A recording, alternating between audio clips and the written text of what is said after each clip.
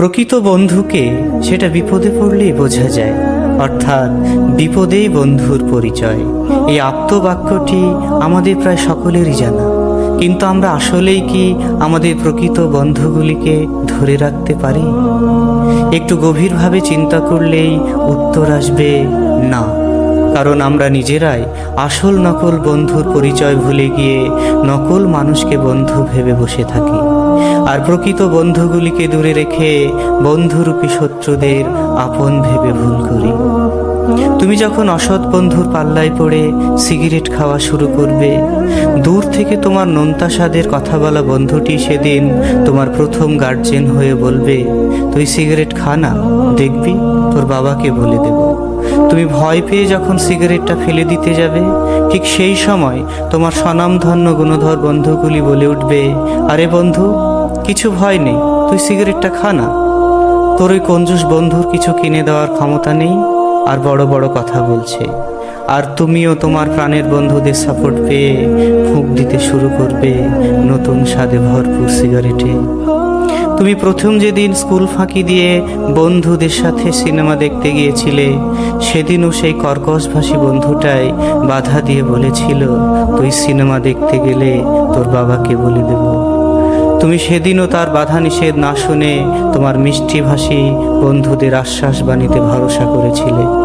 আরে বন্ধু, একদিন স্কুল কামাই করলে কি হবে? অনেকেই তো যায় এমনি করে, চল সিনেমাটা খুব ভালো, দেখে আসি চল। পরে তোর বাবাকে একটা মিথ্যা বলে দিবি, তাহলেই তো হলো। ব্যাস, এবারেও তুমি তাদের কথা মতো স্কুল ফাঁকি দিয়ে চলে যাবে সিনেমা দেখতে, আর যাওয়ার সময় মনে মনে ভাববে, সত্যি কপাল গুনে এত ভালো বন্ধু পেয়েছি আমি, এই না হলে বন্ধু। তুমি তোমার পরীক্ষার সময় পড়ায় ফাঁকি দিয়ে যখন পাড়ায় বসে আড্ডা দিচ্ছিলে, তখনও তোমার সেই কঞ্জুস বন্ধুটাই অভিভাবকের মতো জ্ঞান দিয়ে বলেছিল, কিরে সামনে পরীক্ষা আর তুই এখানে বসে আড্ডা দিচ্ছিস, চল বাড়ি গিয়ে পড়তে বসবি চল।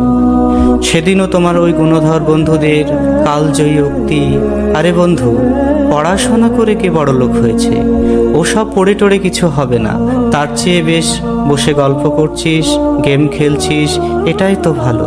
তোর ওই বন্ধু কোনোদিনই তোর ভালো চায় না, তুই আমাদের সঙ্গে বসে এনজয় করছিস, এটা দেখে ওর হিংসে হচ্ছে, সেই জন্য তোকে বাড়ি যেতে বলছে। সেদিনও তোমার সো-কল্ড বেস্ট ফ্রেন্ডদের কথাকে প্রায়োরিটি দিয়ে পাড়ার রকে বসে তুমি আড্ডা দিয়েছ। এমনি করে পড়ায় ফাঁকি দিয়ে, নিজের কাজে ফাঁকি দিয়ে, নিজের মূল্যবান সময়গুলোকে নষ্ট করে, বাড়ির লোকজনের কথাকে মান্যতা না দিয়ে একটু একটু করে হারিয়ে গিয়েছ নিজের আলোকময় জীবন থেকে।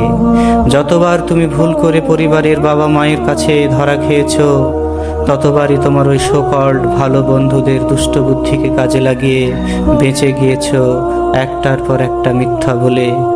আর পিতামাতার শাস্তির হাত থেকে বেঁচে গিয়ে ঠিককে ভুল ভেবে ধন্যবাদ দিয়েছ অন্ধকার জগতে নিয়ে যাওয়া ওই সব বন্ধুদের। তুমি বারবার ভুল পথে চালিত হয়ে ভেবেছ, এরাই আমার সত্যিকারের বন্ধু। আসল বন্ধুকে তুমি চিনতে গিয়ে বারবার ভুল করেছ, আর এইভাবেই একটু একটু করে তুমি হারিয়ে গিয়েছ এক গভীর অন্ধকারে। তাই সব কিছু শেষ হয়ে যাওয়ার আগে আমাদের প্রত্যেকেরই উচিত প্রকৃত বন্ধুকে সেটা আগে ভালো করে যাচাই করা। কারণ কথায় বলে, বন্ধু চিনে বন্ধু করো।